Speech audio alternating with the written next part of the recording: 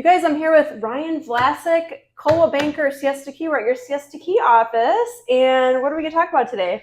I guess we're going to talk about the market, right? And I wanted him on the channel because when, seeing him on social media, we have a good banter and we have a lot like minds, I should say, as far as like what the market has done historically and kind of what we're in right now. So it'll be an interesting discussion. Stay tuned. So as I mentioned, Ryan, you and I have a very similar mentality when it comes to work, business, other things. And what I respect about you is you were predicting some of what's happening now kind of before really it was popular or cool or what anybody else was talking about. So tell everybody like what you were kind of gearing up for. Everybody wants to talk about how the prices are only going to keep going up, and there's going to be no end in sight to what we're seeing. And, acting like the real estate market just goes in a straight line upwards, but that's really not what happens because obviously there's going to be bumps along the way. And during that peak, there were so many people trying to move to Florida for political reasons and other reasons as well. Taxes and for, just general quality of life, I think, where we did have such a buyer demand at that point. But eventually, all good things have to come to an end, right? And that's kind of what happened. So what we're seeing now is a definite slowdown. And I think that's really starting to manifest itself in certain segments of the area. The wealthy still have a lot of money. The middle class right now is getting hosed in a lot of ways, and they're the ones who they're getting squeezed. They are, And I feel like, to your point, I feel like Florida's kind of becoming a luxury to own and live here now. And thankfully, I know you do you live on Siesta Key? I live like 10 minutes away, really close by, because Siesta Key's your jam. And we're lucky to have been here a long time, right? And more settled in and established and probably had better purchasing prices. And I feel bad for people that are kind of trying to enter the market with the rates and everything. But what are you going to do, Yeah, no, as far as that goes, and this just, from just yesterday, I was showing a brand new construction house. They're offering a 4.99% interest rate on a 2,300 square foot house that was priced at $469,000 with a $20,000 incentive. That's why the resale market is hurting right now in those certain areas. And that's what I speak of. I'm talking about the areas where people live and work here full time. Right. Not the snowbirds, but the actual people that live and work in Sarasota, which the average income is like $76,000. Oh, it is. Learn something already. So back to what you were saying. So the resale seller is offering to buy down the rate? No, the brand new construction community. That's why the resale market right now is taking a hit.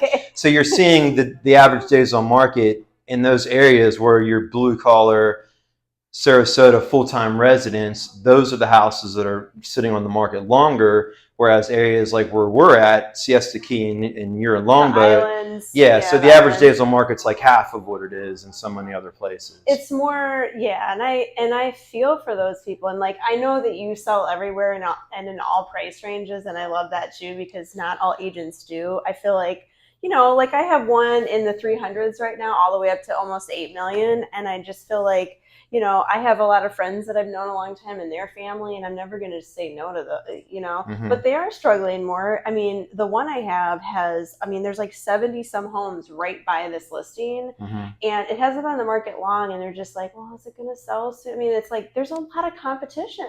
I mean, there's a lot of competition under 500 for sure, right? Yeah. Wouldn't you say that? Yeah, and those are the houses that are sitting the longest right now. Those are the people that want to sell the most, probably. Yeah, and those are the people that have a loan that, they have to get a loan. They're not paying cash. So, and obviously the insurance costs have all entered into that affordability situation that we have here. So, I've got several videos about that. Check the playlist, because I do talk in detail about the insurance issues and the roof issues that relate to the insurance issues. And if you're in a condo on an island within 3 miles of an island, 25 years or older, blah, blah. I've got videos about that stuff in more detail too.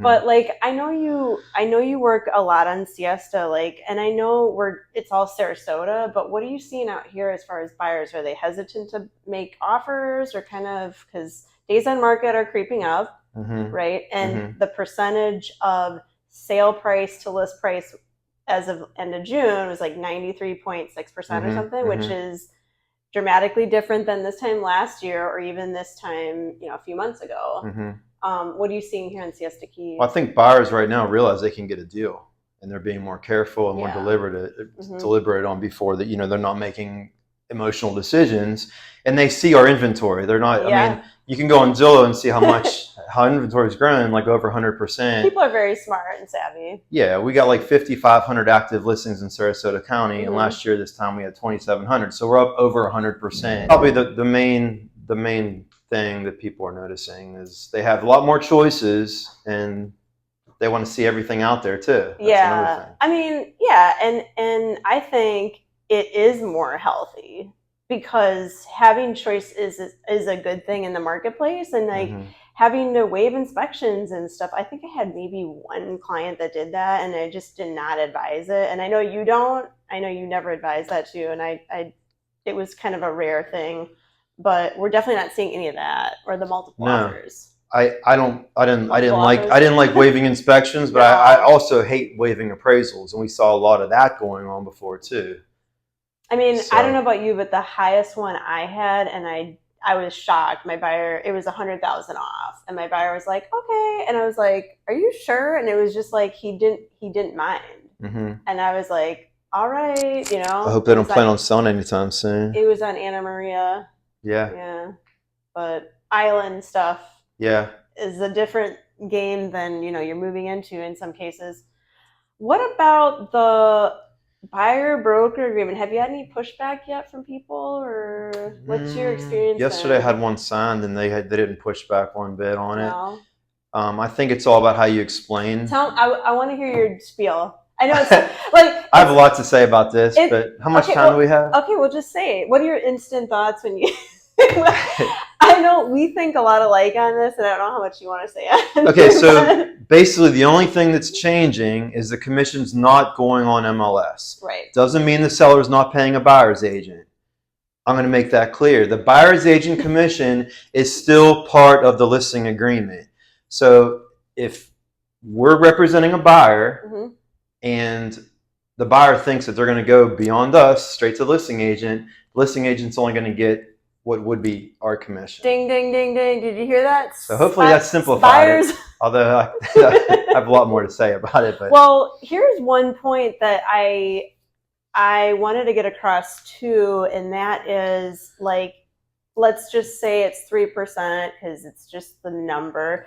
I know I work for 3% because I know my value and I know all the hours and sweat and things that I do for my clients because I care deeply about each and every client.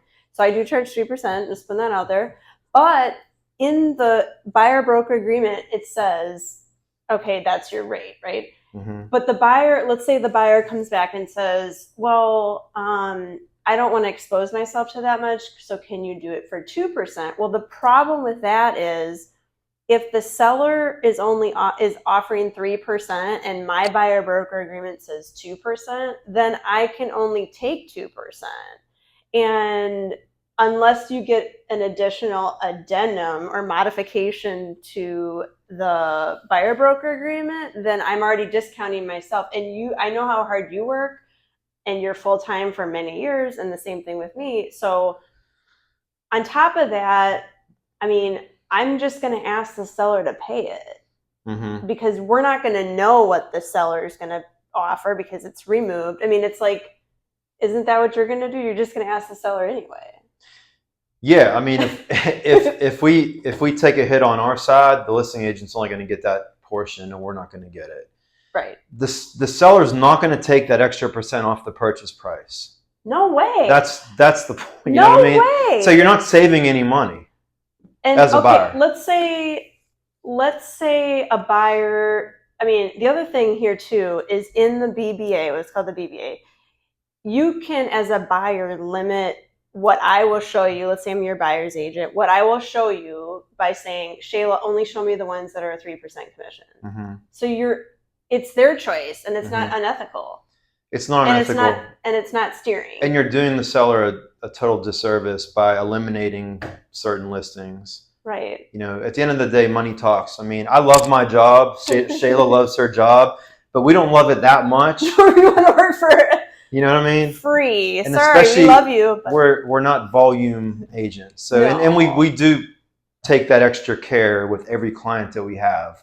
Yeah. So I mean, I was just telling him before. You get what you pay for. Yeah, before camera that like I have, you know, we have a lot of absentee owners, and I mean, like I will go out of my way to check on the properties when I know they're not here, sweep out, make sure there's no cockroach, like, you know, make sure the property's presentable, make sure they have their lawn person. Like there's just extra things. Like it's a concierge, curated, white glove, whatever you want to call it, service that we do that's like understood, but we don't necessarily have that in our presentation, maybe, right? No, we don't. And even after the sale, like I have keys, like a janitor. Like I got keys. I got keys. Right? You have keys, I call right? myself a janitor. So when they go back to Ohio, we check on their properties while they're gone, and that's what you get with a full service agent. And I'm not going to charge. And that's why we're worth the 3% because of what we do. Yeah. Are you doing the retainer?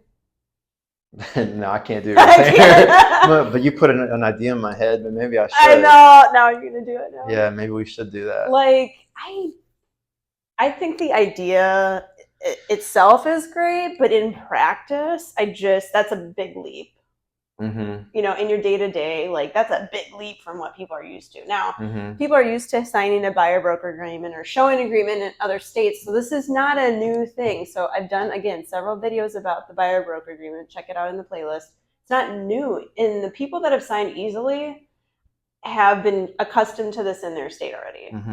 I have had one person just say no, but they didn't give me the opportunity to explain it and actually give me the 10 minutes or 30 minutes to sit down or on the Zoom or whatever, explain it. So I'm like, you're not understanding. I'm not saying you're paying this. And quite frankly, all the properties they wanted to see I already saw were 3%. So there would be no loss, you know? Right. And the thing is, we negotiate for a living, right? So we negotiate on behalf of our clients, whether it's a buyer or a seller.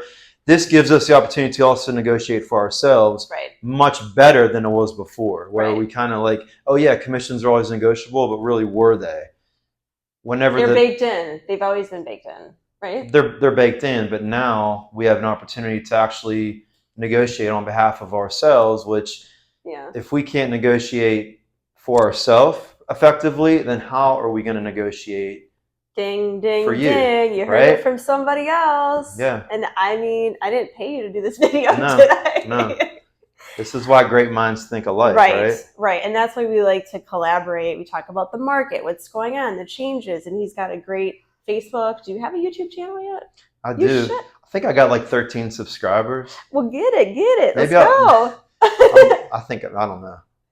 I don't use my YouTube channel like I should. I try. I kind of do like little updates here and there, and I send it to my database. You should. You'd be great at it. So the other thing is, as of we're end of July, 2024, the new listing agreements are not out yet, are they? I don't think they're out yet. So we're like, okay. So I heard that.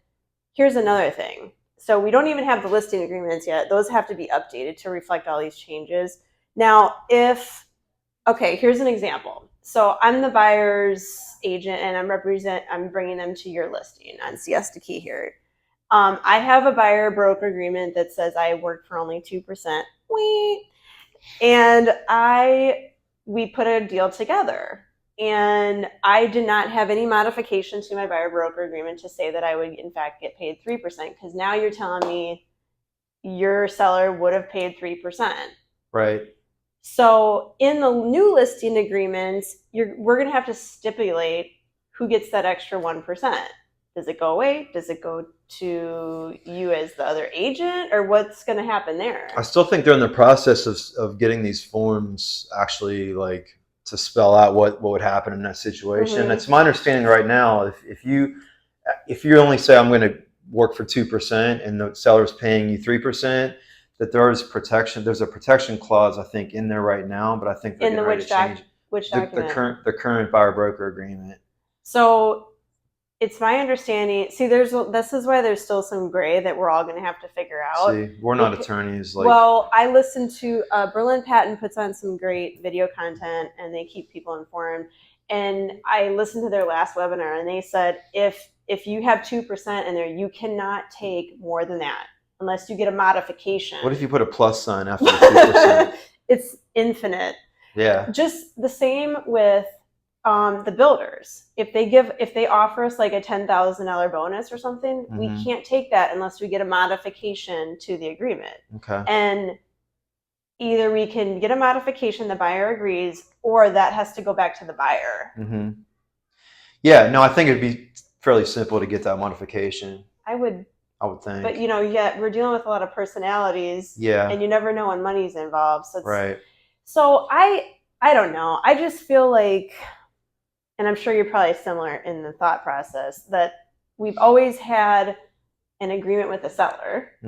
Why would we just willy-nilly go out there and not have one with a buyer?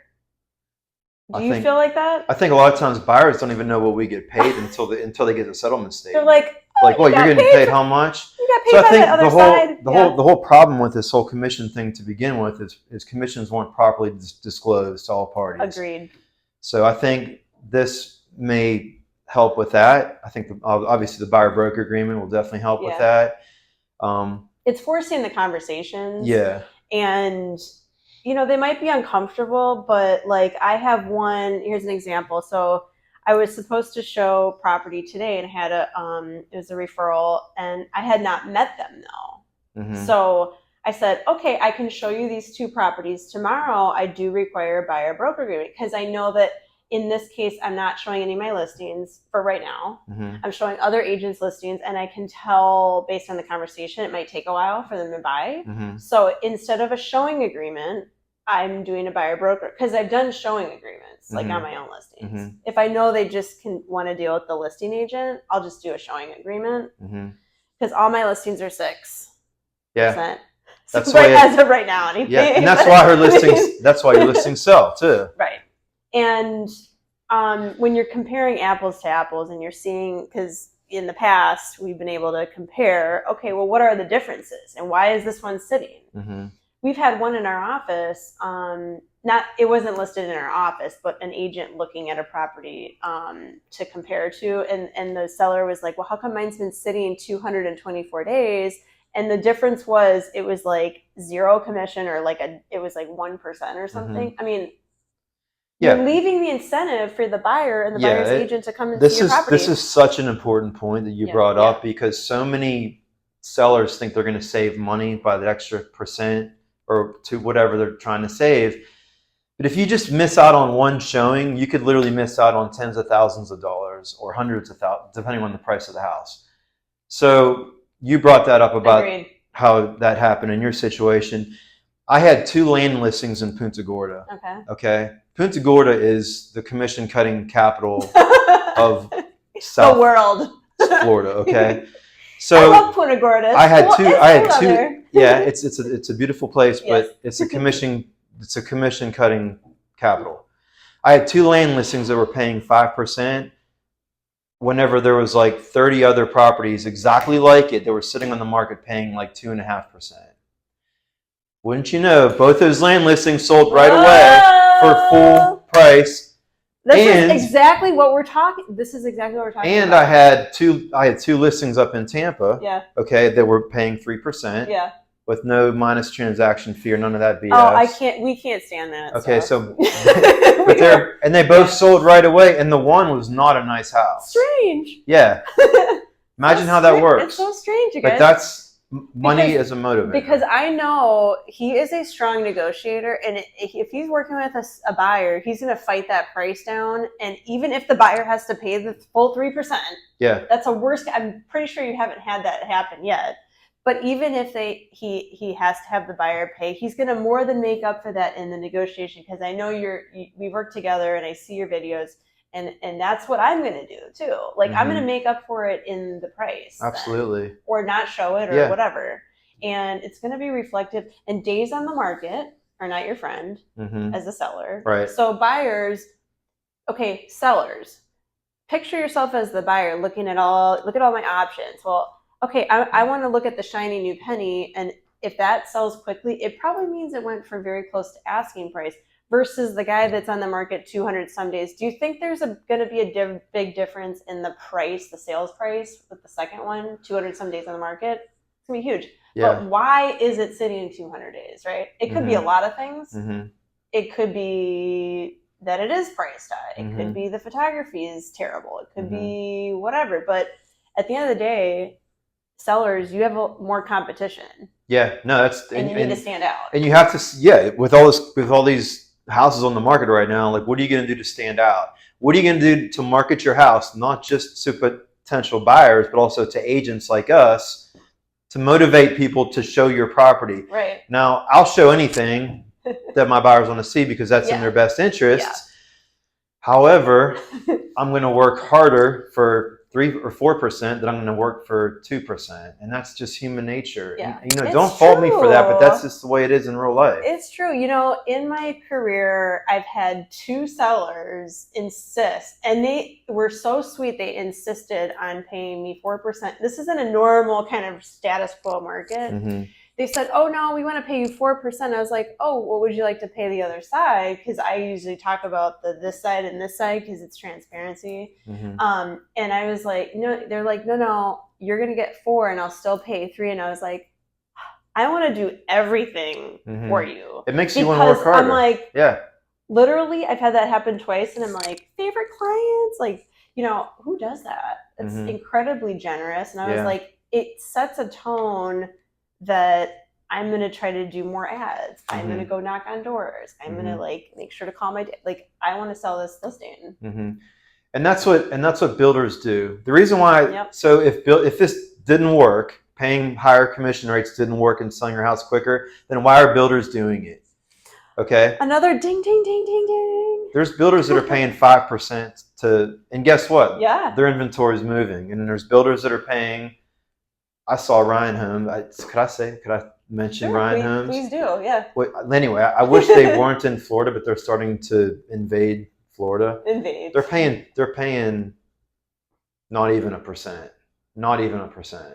Oh, that's like the L word, other builder.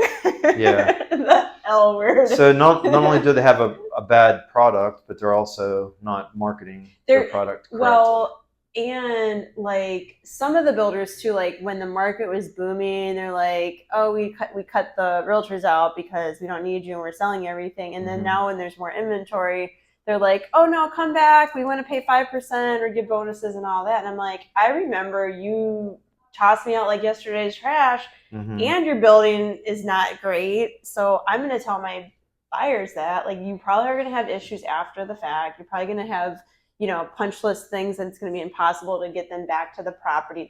There's value in knowing that. And that's why there's value in us even working with new construction, right? People wouldn't necessarily think like that, but there's value in that as well. Yeah. And I think the main thing about this whole commission discussion we're having, they should be doing things to encourage buyer representation, especially for people that don't know the market. Most of our clients who are buyers aren't from Sarasota. Right. They live in Chicago. They live in Cincinnati. And they lean on us for that expertise level. So everything involving representation should be encouraged and not discouraged. Agreed. I mean, and the couple that I'm speaking with too right now, that's hopefully a new client, we had a nice discussion. And I said, I do all my buyers, I would never even point you in a direction of a bad area, because I want you to call me when you do eventually sell. Maybe that's 10 years, maybe that's never, but eventually if you do sell, I want you to call me, and because I don't want you to be stuck with a property that's in a bad area. And how would you know that if you don't even know Sarasota? No, because if you're looking online, everything looks good, and you're like, wow, this house looks really good. Why is it so cheap? And it's and you're like, did you know that there's power lines right behind you, or a landfill, or whatever, or I-75? Right. I mean, maybe the wind blows a certain way and you can't see that from the computer. And we know that, at this time of day, the wind might take, there's just little quirks that, you just don't know if you're not here. But Yeah, no, there's so many variables involved with buying a house, and yeah. especially when you're spending. And this is not a cheap place to live, so everything's very pricey. So if you're going to make that kind of investment, you want to make sure you have the right guidance along the way. Yeah. And do you really want to, skimp on the quality agent when it's like your biggest investment, generally speaking? Like, you Hmm. don't you want the quality, and again, between him and I, like, we negotiate all day every day, and we'll fight for you in your best interest. Likewise for a seller, I'm going to fight to keep that price up, you Hmm. know.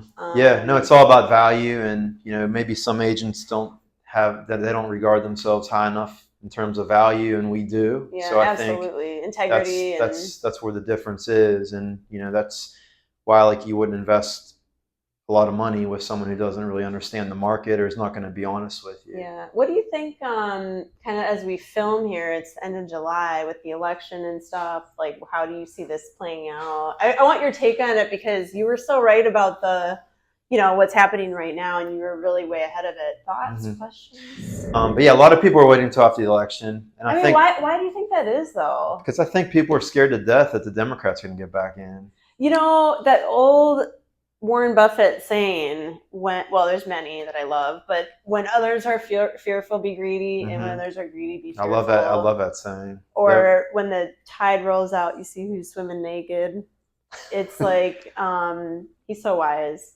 But like, why are they like you're waiting? And this is like, to me, this is a sweet spot to buy right now, Hmm. right? Like Yeah. from Plus, now we're until, before the peak season, so this is like the best time come to. on. This is the best time to get the deal. I mean, I got some stuff on the beach I'm trying to sell, and you got some. I mean, let's go. Yeah. Yeah. Yeah. I mean, properties are still selling. It just depends on what it is. There's always going to be a demand to buy a house in paradise. Okay. Okay. I think the demand is less than it was 2 years ago because of the economy. Like for so many people paying cash, it wouldn't have mattered anyway. Right.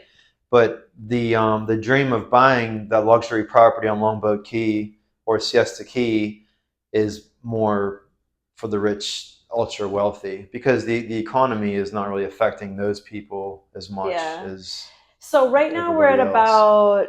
about end of June. So as we sit in July, the numbers take a few weeks to come out. So end of June is 5 months. I feel like it's holding firm at that 5 months. So some go pending, a couple come up, some go pending. So like, do you think the inventory will go up or down after the election? I think it. Well, my take on this is Tell me. different than everybody else. When rates are going to go down. Not by a lot. No, but they're going to get on a little bit, I think, before the election. They're going to want a juicy economy before the Juice election. it. Let's go. Okay, so if that happens, the conventional wisdom in our industry is, oh, it's going to create this buyer frenzy. I think You don't think so? No, I think it's going to get a lot of sellers off the fence to sell, because what's the main reason why they say they don't want to move? Interest rates. So all they need is maybe a little bit of a nudge. Oh, good point. So I think it can create more inventory. Do you think, okay, speaking to the more inventory and kind of circling back to the BBA because it all combines together. I don't know do you listen to Ricky Carruth? No. He's a big influencer, and he's kind of has a similar mentality as us, kind of positive spin on things. And he thinks that the listing agents will just be getting more people that'll go direct to listing agents. Do you think that'll happen with the buyer broker? I think it will, but in certain markets. Okay. Do you think here? I think it's less likely to happen in our market because I think buyers do recognize the value that we provide. Okay. And they do lean on, because they don't know the market. Right. They live in the Midwest and they don't know anything about Sarasota. Okay. But other areas where people think that they know, they're going to try to circumvent the buyer's agent and go straight to the listing agent. I think that there's, like, when you're having a conversation with people, I could just sort of tell when someone and they'll just sometimes just say it, like, I've just had really good luck going to the listing agent. And like, don't get me wrong, when I'm the listing agent, it just happened to me, and I'm closing next week on a property, and he was like, I just had better luck with the listing agent. And I was like, I'm kind of here for that because I'm the listing agent, but not always. When you're working with buyers, it's difficult, and it's frustrating too. But at the same time, I don't know what's going to happen there. No, at the end of the day, you're there to sell the property. So if that's what they really want, then that's what they want. And if they don't find that they need the guidance and wisdom of a buyer's agent, and that's up to them. Whether you call us a transaction broker or a single agent, it doesn't change the dynamics of what we do. Correct. And all of the things, you know, if we are working on both sides of the transaction, it's double the work because you have to keep this file, you know, in order, and you have to keep this file in order, and you still have to converse with all the parties and make sure that it closes seamlessly. Right. So it's double the transactions. Right. But if it's someone that is like, you know, the majority of people that are like, I don't really know where I want to be, and I'm looking from Sarasota to Venice, can you represent me? And it's like, this might take some time, and we might have to like block off areas to show them strategically, and it might take 6 months. Yeah. You know? And so, well, you know, I hope that you guys see the value in working with a buyer's agent, and likewise, of course, when you're listing property, that we are with a strong brand. And do you talk much about the brand when you're trying to list property? No, the brand that we represent is amazing. Okay, so for so many reasons, and we've been like, our company has been ahead of this whole commission situation much more than these other brokerages have been. Lots of classes, there's classes outside of our company too, and I like that because it gives a diverse like opinion and just standpoint on some things, I guess. And that's why we're here, because we don't work from the same office, but we're with the same company. And I give Shayla props because she's with the second best Coldwell Banker office in all of Sarasota. The second? Oh, I just got that. I was so slow. I heard we were number one. I don't know what you're talking about. I don't know. We're all great. We're all good though. Yeah, and when, you know, it is nice to work with a fellow Coldwell Banker office because we stand firm in our values and belief systems, and this whole commission thing. We're very, you know, among other companies in town that are great too. And give his page a follow. You can just start is your YouTube under your name, I would assume? Just search Ryan. I don't even know what my YouTube's called. It's like VLASIC Ryan or Ryan Vlad. I don't even know. Don't follow him. Just follow me. No. So type in my name and you'll find me on YouTube. But yeah, I think I got like 13 subscribers. Let's get it going. So spell your last name so people. I'll have it up on here too. But VLASIC. Like the pickle.